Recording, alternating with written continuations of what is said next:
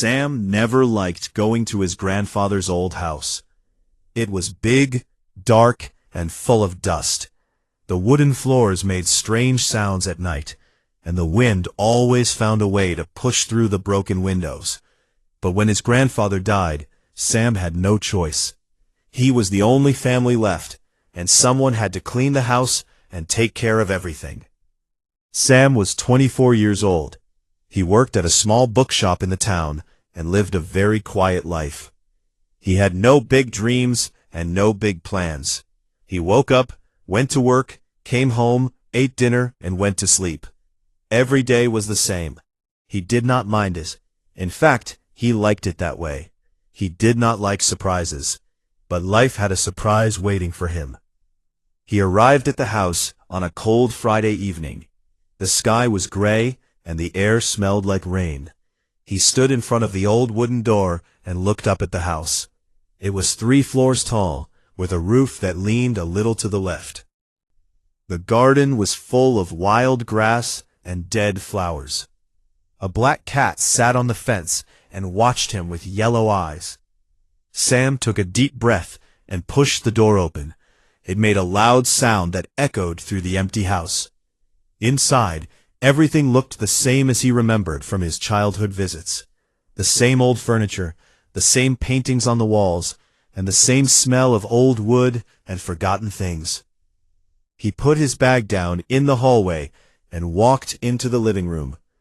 There was a large fireplace with a clock on top of it. The clock had stopped at exactly 3:15.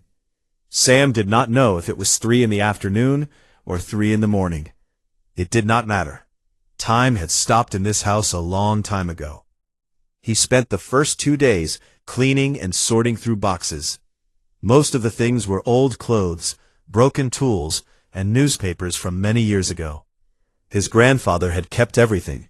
Every letter, every bill, every piece of paper he had ever touched. Sam filled bag after bag with rubbish and carried them outside. On the 3rd day, he decided to go up to the attic. He had never been there before.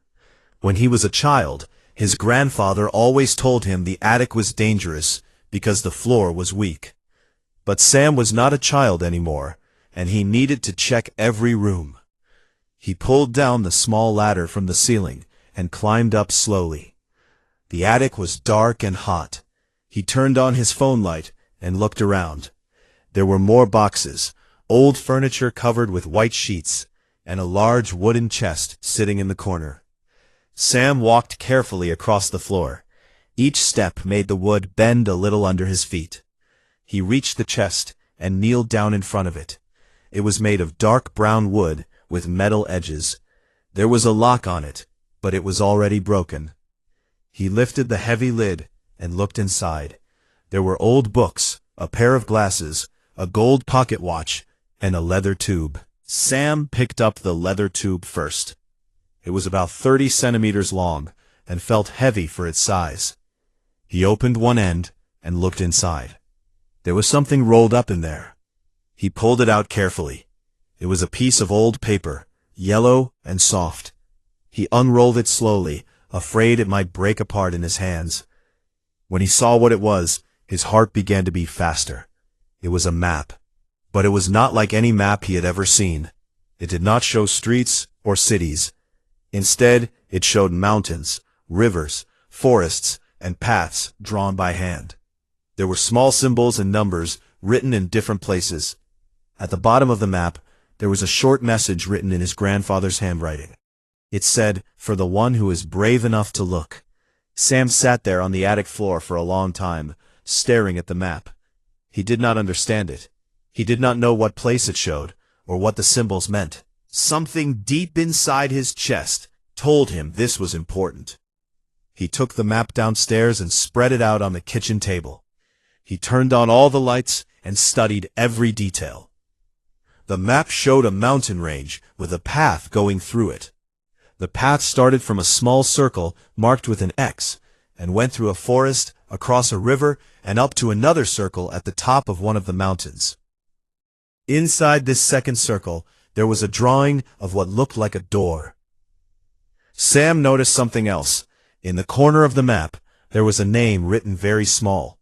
He had to use a magnifying glass to read it. It said, Iron Peak.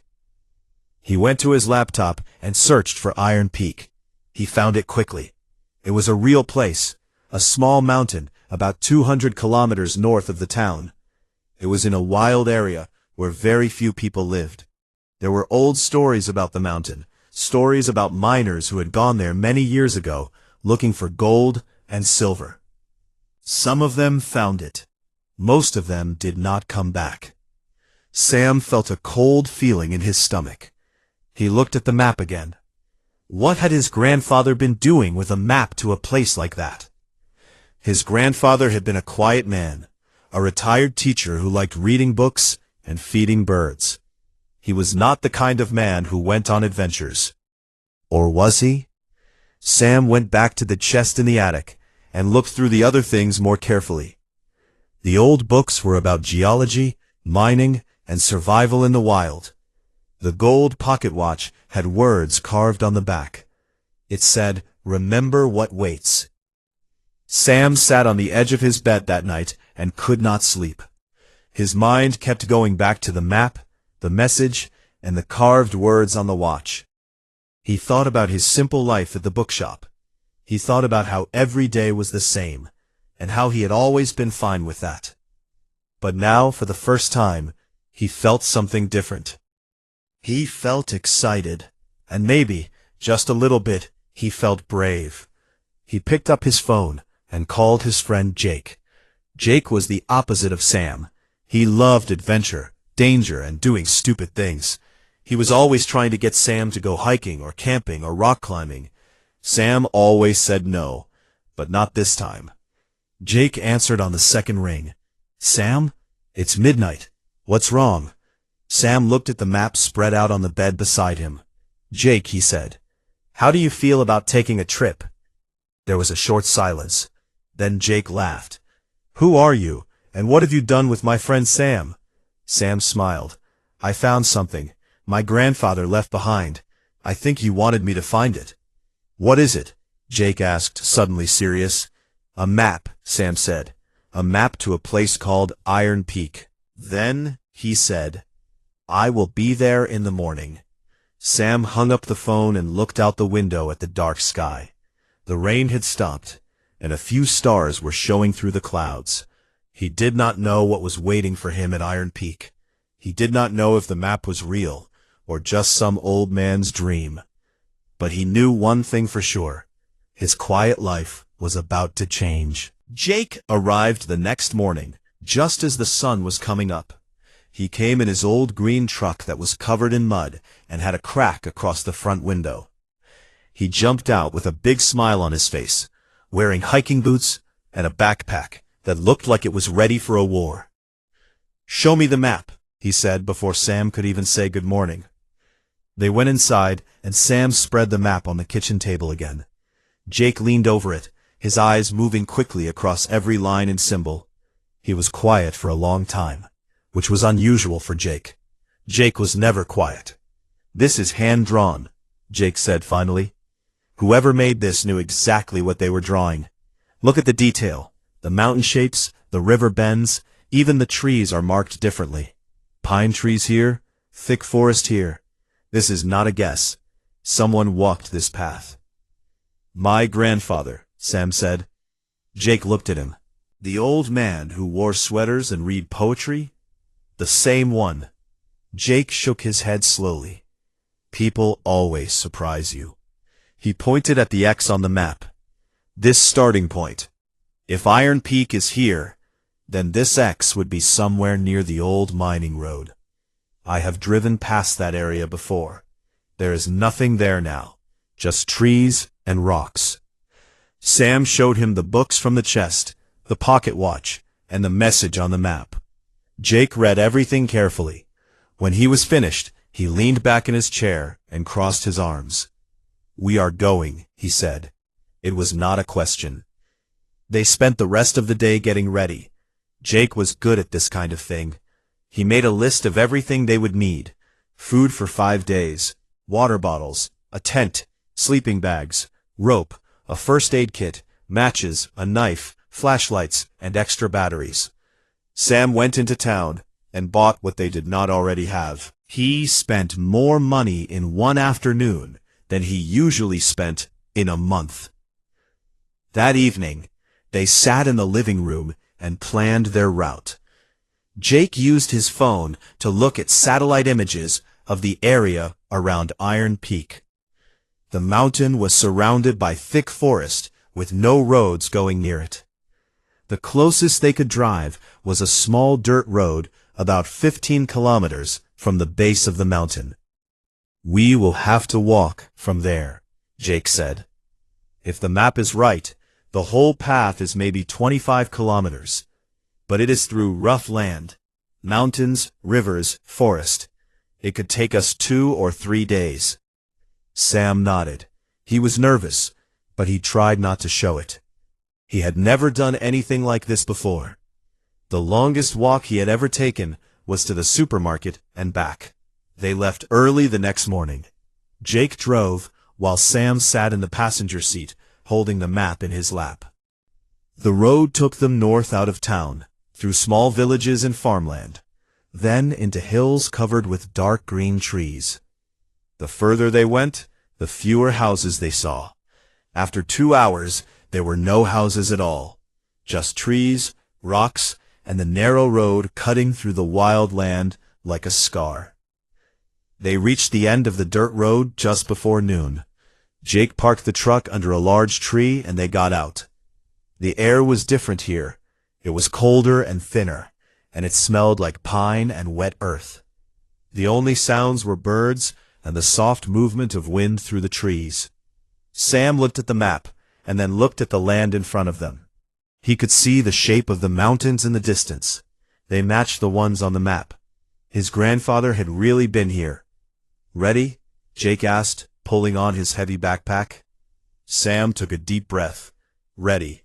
They walked into the forest. The path was not easy to find at first, but Sam kept looking at the map and comparing it to what he could see around him.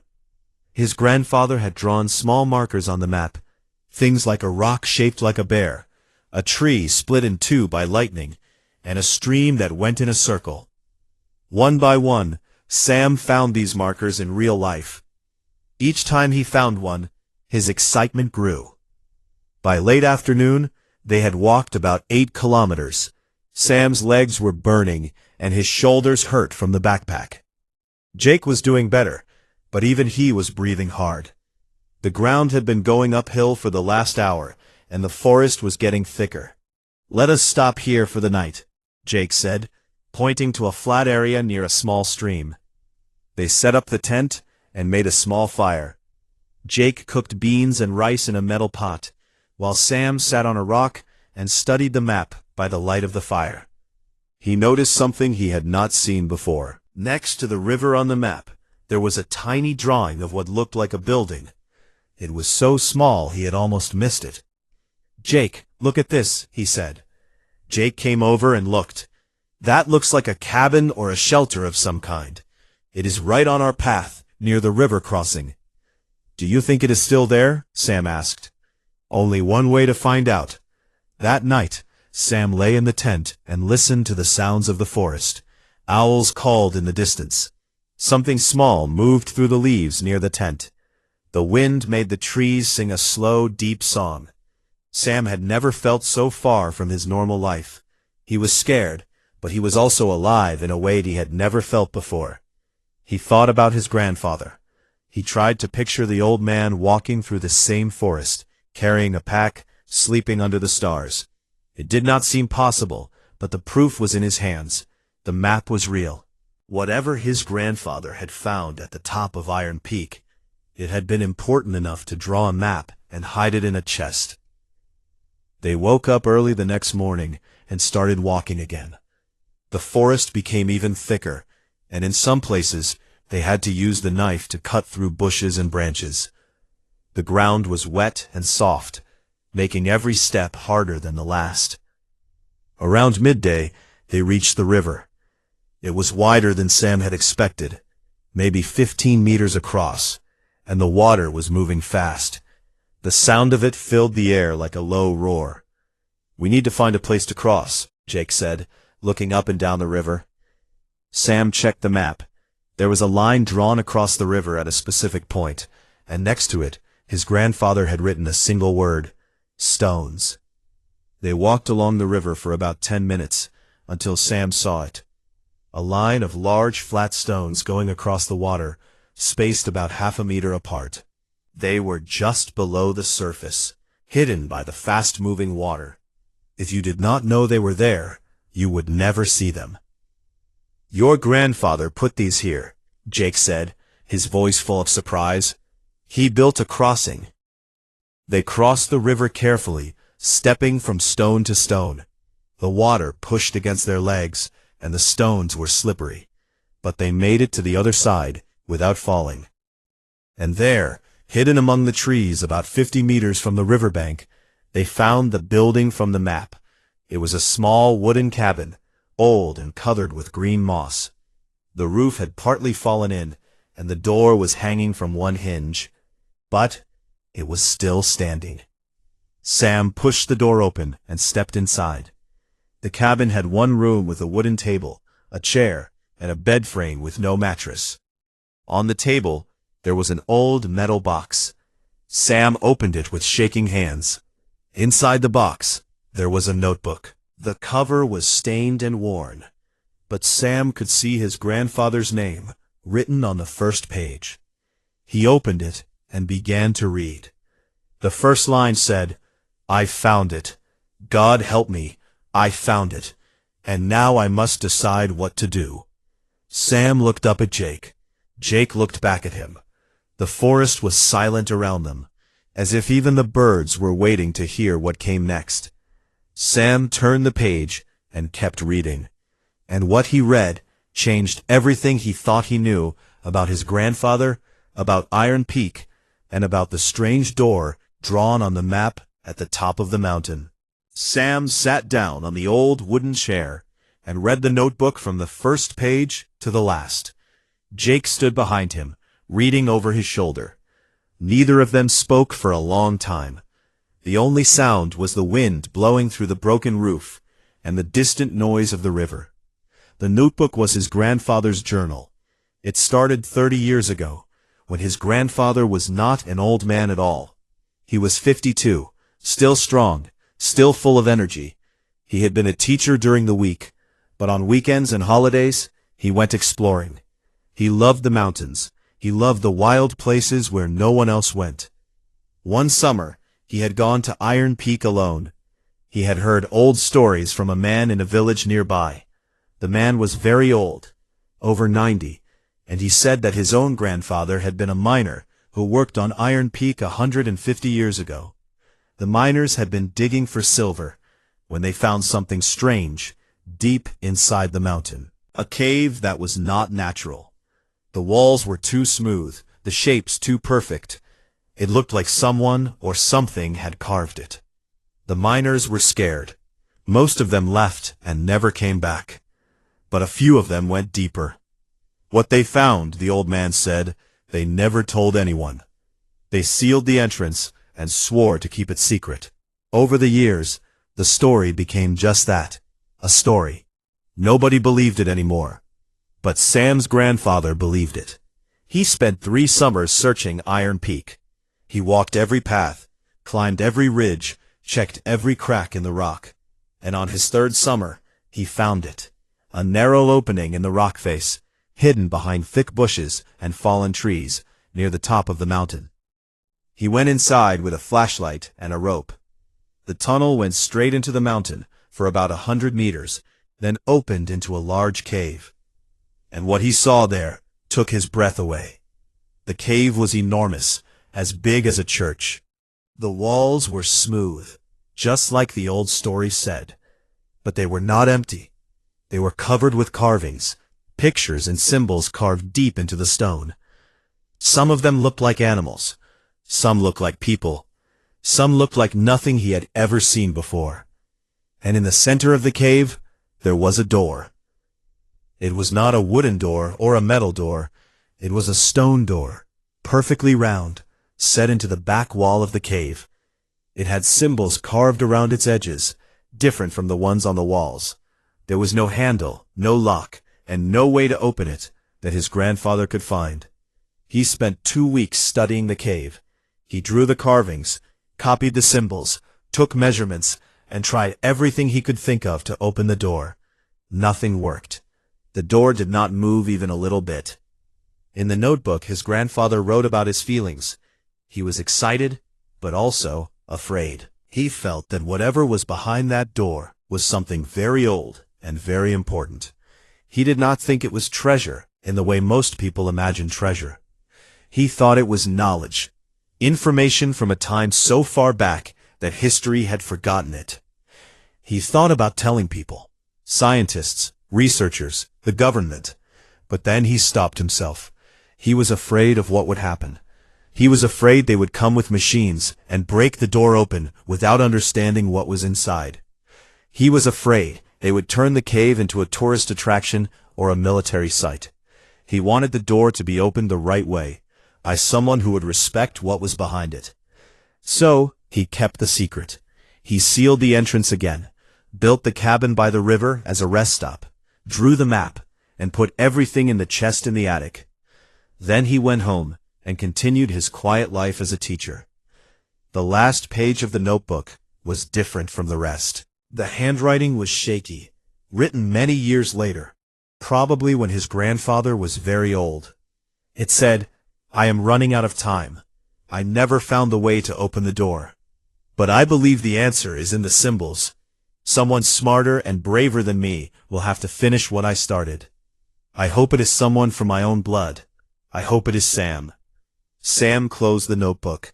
His hands were shaking. His eyes were wet. His grandfather had kept this secret for 30 years, waiting and hoping that one day Sam would find the map and come here. Jake put a hand on Sam's shoulder. "Are you okay?" Sam wiped his eyes and nodded. He knew I would come. "Then we should not disappoint him," Jake said quietly. They decided to stay in the cabin for the night and continue to the mountaintop in the morning. Sam read the notebook again, this time more carefully, looking for any clue about the symbols and the door. His grandfather had drawn many of the carvings in the notebook. They were beautiful and strange. Some looked like spirals, some like waves, and some like stars connected by lines. One drawing caught Sam's attention. It was a symbol that appeared many times in the cave, according to his grandfather's notes. It looked like a circle with a dot in the middle and 3 lines coming out of it, like rays of light. Next to this drawing, his grandfather had written, "This one is important. It appears above the door and on the floor in front of it. It might be a key or a command." Sam thought about this for a long time. A circle with a dot and 3 lines. It looked simple, almost too simple. But his grandfather had spent years trying to understand it, and never could. Jake was cooking dinner over a small fire outside the cabin. Sam went out and sat next to him. The sun was going down behind the mountains, painting the sky in shades of orange and red. The forest was getting dark, and the first stars were starting to show. "What do you think is behind the door?" Jake asked. Sam shook his head. "I do not know. My grandfather thought it was something very old. Something from before our history." "Like aliens?" Jake said with a small smile. "Maybe, or maybe something else. Something we do not have a word for yet." Jake stirred the pot of soup and thought about it. Your grandfather was a smart man. If he thought it was real and important, I believe him. But Sam, opening a door that has been closed for thousands of years, that is not a small thing. "I know," Sam said, "but he asked me to do it. He trusted me." "He also said he hoped you would be braver than him," Jake reminded him. Sam nodded. He looked up at the mountain rising above the trees. Somewhere up there, hidden in the rock, was a cave with smooth walls and a round stone door. And on that door were symbols that no one alive could read. Except maybe, just maybe, Sam could figure it out. That night, Sam dreamed about the cave. In the dream, He was standing in front of the stone door, and the symbols on it were glowing with a soft blue light. He reached out and touched the circle with the dot and 3 lines. The door began to vibrate, and a deep humming sound filled the cave. The sound was not scary. It was beautiful, like music made of stone and light.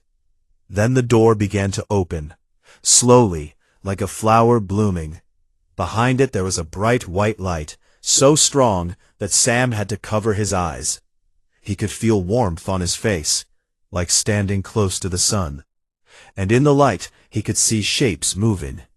Tall shapes. They were coming toward him. He woke up suddenly, covered in sweat. The cabin was dark and silent. Jake was sleeping peacefully on the other side of the room. Sam lay there with his heart beating fast and his mind racing. The dream had felt so real, too real, like it was not a dream at all, but a memory, or maybe a message. Sam looked at the notebook lying next to his sleeping bag. He picked it up and opened it to the page with the circle symbol.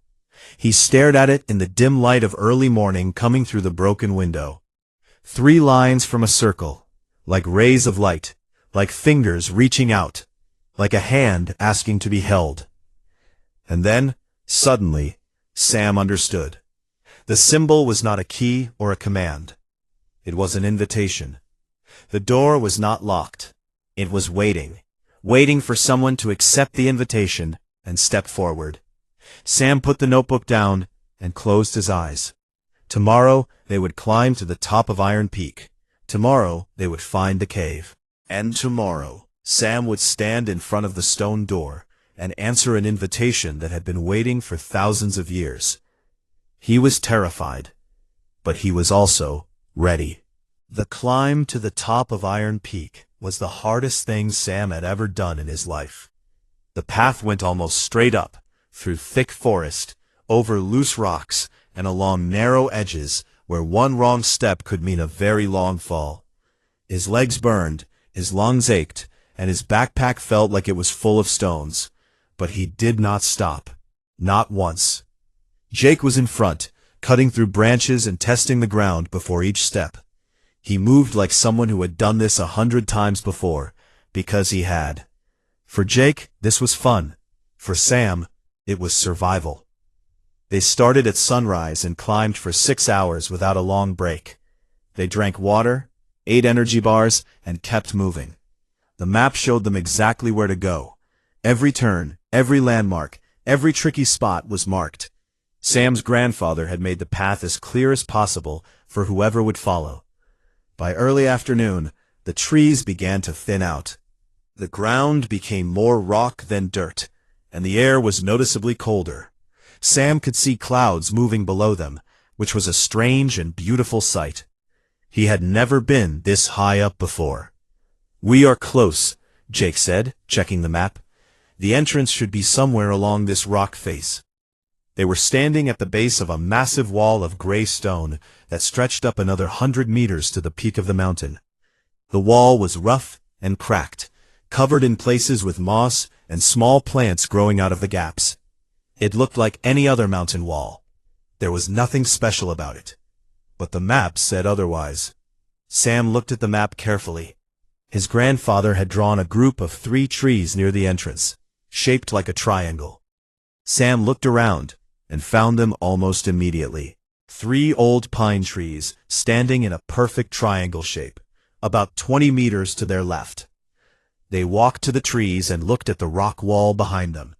There were thick bushes growing against the stone, wild and tangled after many years without anyone cutting them back. Jake took out his knife and started clearing them away. After 10 minutes of cutting and pulling, they saw it. A crack in the rock, about 1 meter wide and 2 meters tall. It was just big enough for a person to step through sideways. If you did not know it was there, you would walk right past it. It looked like just another shadow on the rock face. Sam and Jake looked at each other. Sam could see the excitement in Jake's eyes mixed with something else, something that might have been fear. "This is it," Sam said. "This is it," Jake repeated. Sam turned on his flashlight and stepped through the crack. The rock pressed against his chest and back as he moved sideways through the narrow opening. After about 5 meters, the space opened up into a tunnel. It was dark and cool inside, and the air smelled like wet stone and something else, something old and deep that Sam could not name. Jake came through behind him, and they stood together in the tunnel. Their flashlights cut through the darkness, showing smooth gray walls that went straight into the mountain. The floor was flat and even, not like a natural cave at all. Someone had made this. They walked slowly and carefully. The tunnel went on for what felt like forever, but Sam counted his steps and guessed it was about 100 meters, just like the notebook said. The sound of their footsteps echoed off the walls and came back to them like whispers. Then the tunnel ended, and they stepped into the cave. Sam stopped breathing. He felt his flashlight almost drop from his hand. Next to him, Jake made a sound that was half gasp and half laugh. The cave was enormous. The ceiling was so high that their flashlights could not reach it. The walls curved around them in a perfect circle, smooth as glass, and every centimeter of them was covered in carvings. Hundreds, maybe thousands of symbols and pictures, carved deep into the stone with incredible detail. Animals that Sam recognized, deer, fish, birds, and animals he did not recognize, creatures with too many legs, wings that were too large, eyes that seemed to watch you no matter where you stood. And there were people, or things that looked like people, tall figures with long arms and round heads, standing in lines, sitting in circles, reaching up towards something above them. Their faces had no features, just smooth ovals, but somehow they seemed full of emotion. Some looked happy, some looked sad, some looked afraid. In the center of the floor, there was a large circle made of a different kind of stone. It was darker than the rest, almost black, and it was perfectly smooth and shiny, like it had been polished every day for 1,000 years. The circle was about 5 meters across, and at the far end of the cave, set into the wall like a giant eye, was the door. Sam walked toward it slowly. His heart was pounding so hard he could feel it in his throat. The door was exactly as his grandfather had described it. A perfect circle of stone, about 3 meters across, set into the back wall. Around its edges, symbols were carved in a ring, different from the ones on the walls. They were sharper, more precise, like a language rather than art. And above the door, carved larger than all the others, was the symbol from the notebook. The circle with the dot in the middle and 3 lines reaching out like rays of light. Sam stood in front of the door and looked at it. He thought about his dream, the blue light, the humming sound, the shapes moving in the brightness. He thought about his grandfather standing in this exact spot 30 years ago, wanting to open the door but not knowing how. "The invitation," Sam whispered. "What?" Jake said from behind him. "My grandfather thought the symbols were a key or a command, but I think they are an invitation.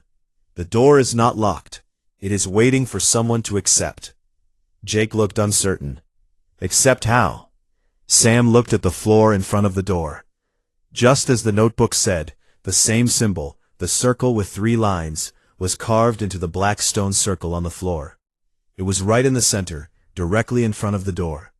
Sam thought about it. A hand reaching out needed another hand to hold it. The symbol was on the floor. Maybe the answer was simply to stand on it. "Sam, wait," Jake said, his voice tight. "We do not know what will happen. What if it is dangerous? What if the cave collapses? What if it is everything my grandfather hoped it would be?" Sam said. Jake opened his mouth to argue, but then he closed it.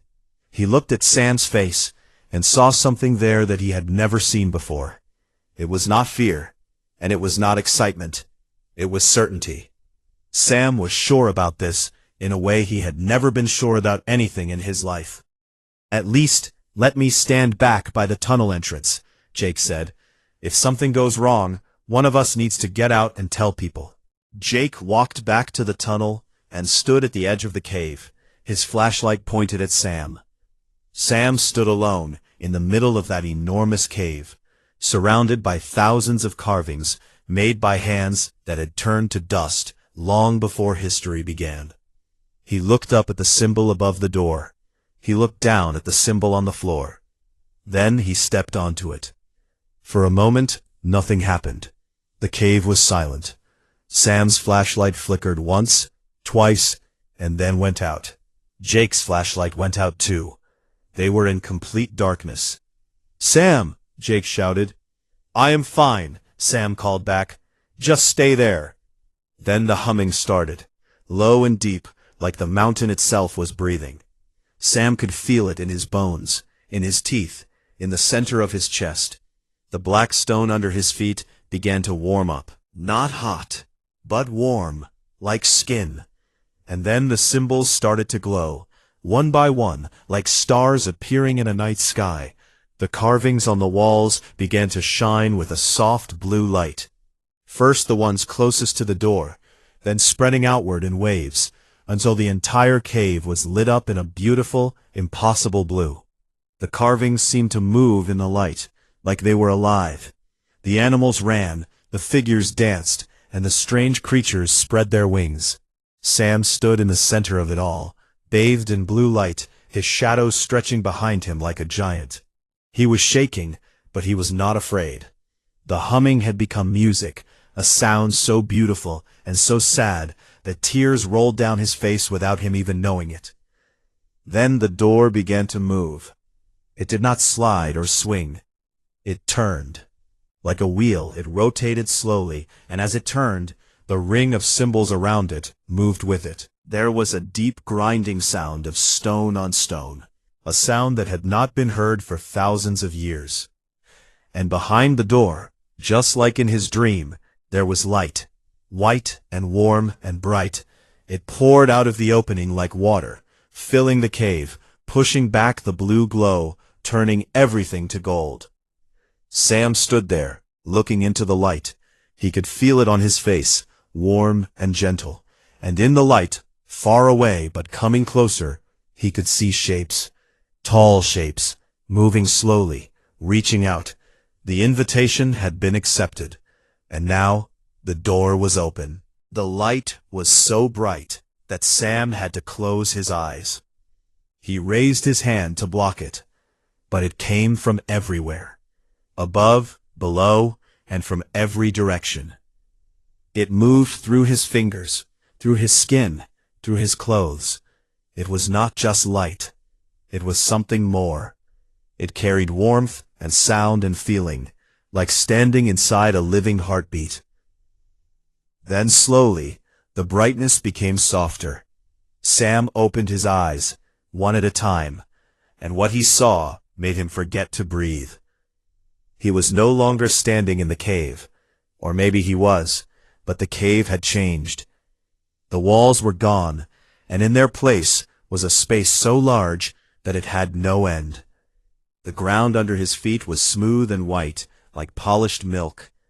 Above him, instead of a ceiling, there was a sky filled with slow-moving lights, not stars, but something softer, like floating lanterns made of gold and silver. And standing in front of him, about 10 meters away, were the figures. They were tall, much taller than any person Sam had ever seen. Their bodies were thin and smooth, and they seemed to be made of the same light that filled the space around them. They had arms and legs and heads, but no faces. Just smooth, glowing surfaces where faces should be. Yet Sam could feel them looking at him. He could feel their attention, like a hand pressing gently against his chest. They did not move. They did not speak. They simply stood there, waiting. Sam's heart was beating so fast that he thought it might break. His legs felt weak, and his mouth was completely dry. Every part of his body was telling him to run, to go back, to get out. But he did not run. He thought about his grandfather, standing in this same cave 30 years ago. wanting so badly to open the door, but never finding the way. He thought about the message in the notebook, for the one who is brave enough to look, and he was not going to look away. He took a step forward, then another, then another. With each step, the air around him seemed to change.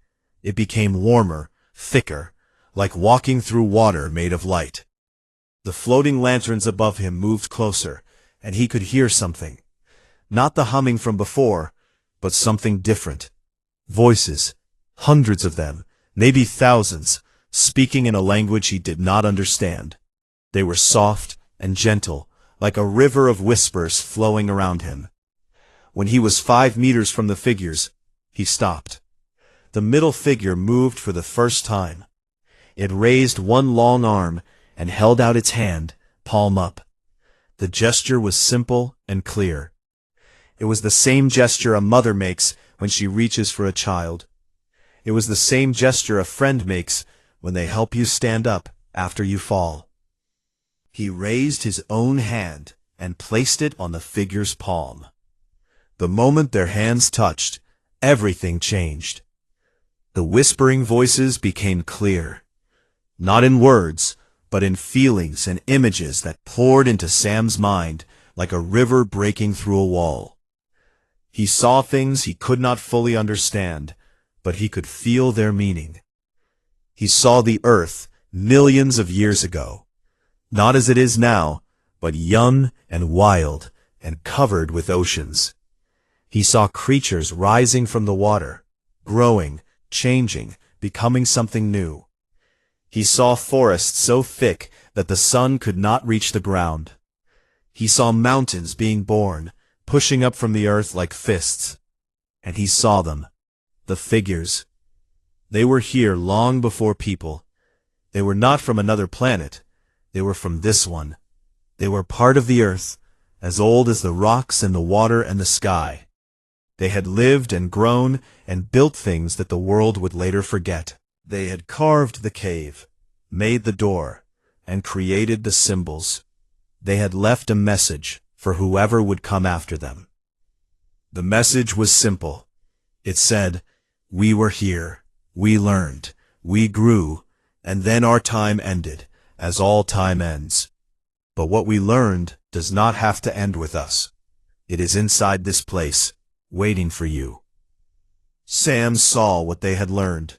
He saw it like a dream inside a dream. He saw how to heal the sick, using sound and light. He saw how to grow food in places where nothing should grow. He saw how to build things that worked with the earth instead of against it. He saw how to make energy from water and wind and sunlight in ways that people had not yet imagined. He saw solutions to problems that the world was fighting with right now, problems of hunger, sickness, and the slow dying of the natural world. It was not magic. It was knowledge. Deep, patient, careful knowledge built over millions of years by beings who loved the earth and wanted it to survive. Tears were running down Sam's face. He could not stop them. The beauty of what he was seeing, the kindness of these ancient beings who had waited so long to share what they knew, it was too much for his small human heart to hold. The figure gently pulled its hand away. The images stopped. Sam stood there, shaking, his mind full of things he could barely hold. He felt like a cup that someone had filled with the ocean. He was overflowing. The 3 figures began to fade. Their glow became softer, thinner, like morning fog when the sun hits it. The middle one raised its hand once more, not reaching out this time, but waving, a goodbye. Then they were gone. The white space around Sam began to shrink. The floating lanterns rose higher and higher until they disappeared.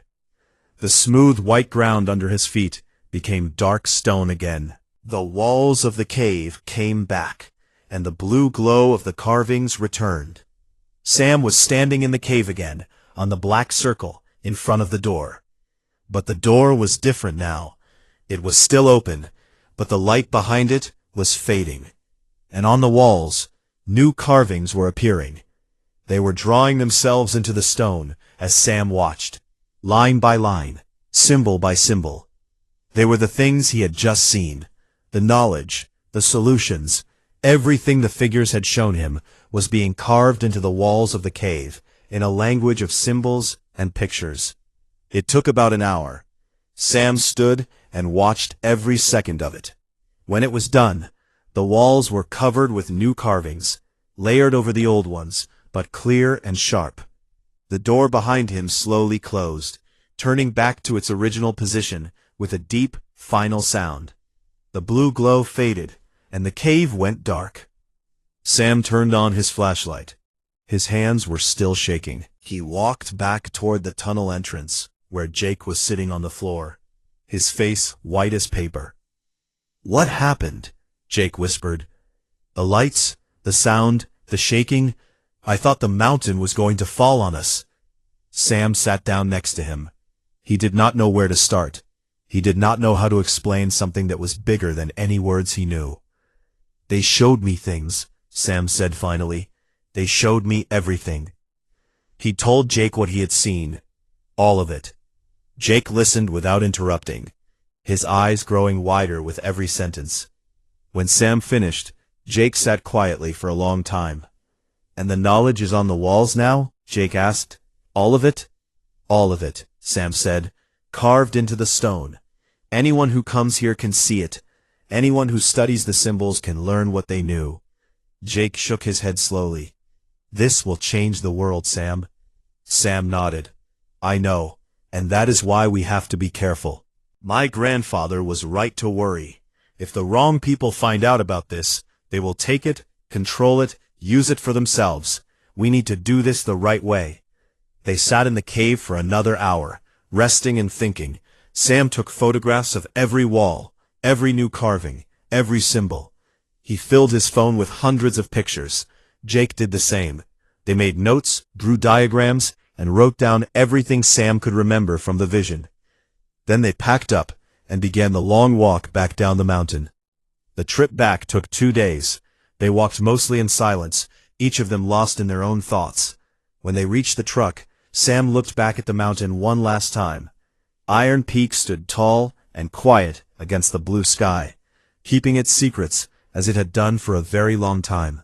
When they got home, Sam did not go back to the bookshop. He sat at his grandfather's kitchen table, the same table where he had first unrolled the map, and he began to work. He spent weeks studying the photographs, matching the symbols to the knowledge he had received, and writing it all down in a language that scientists and ordinary people could understand. He contacted a small group of researchers he trusted, people his grandfather had known, people who cared about the Earth more than about money or power. He showed them what he had found. They did not believe him at first, but when he took them to the cave and they saw the carvings with their own eyes, they believed. Slowly, carefully, the knowledge began to spread.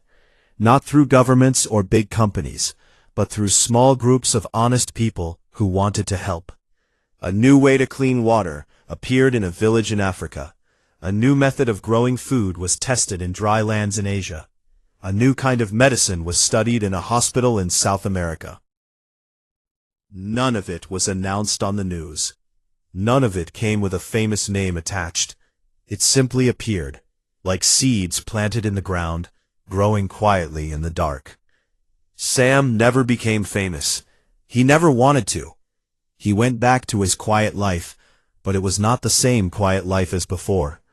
He still worked in the bookshop, but now he also spent his evenings writing, studying, and talking with people from all over the world who were using the ancient knowledge to make things better. He kept his grandfather's notebook on his desk. Sometimes, late at night, he would open it and read the last line again. "I hope it is Sam." And Sam would smile, because he knew that wherever his grandfather was, he was smiling too. The map still hung on the wall of the old house. The leather tube sat empty on the shelf. The gold pocket watch ticked on Sam's wrist, keeping perfect time, reminding him every second of every day that some doors are worth opening, some invitations are worth accepting, and some quiet, ordinary people are meant for extraordinary things. Iron Peak still stands, tall and silent, its secret safe inside its stone heart. The cave waits in the dark, its walls glowing softly with blue light that no one can see from outside. The carvings tell their story to the empty air, patient and eternal. And the door remains closed, at peace now, its invitation finally answered after thousands of years of waiting. The world is changing, slowly and quietly, one small miracle at a time. And it all started with a dusty map in an old man's attic, and a young man who was brave enough to look.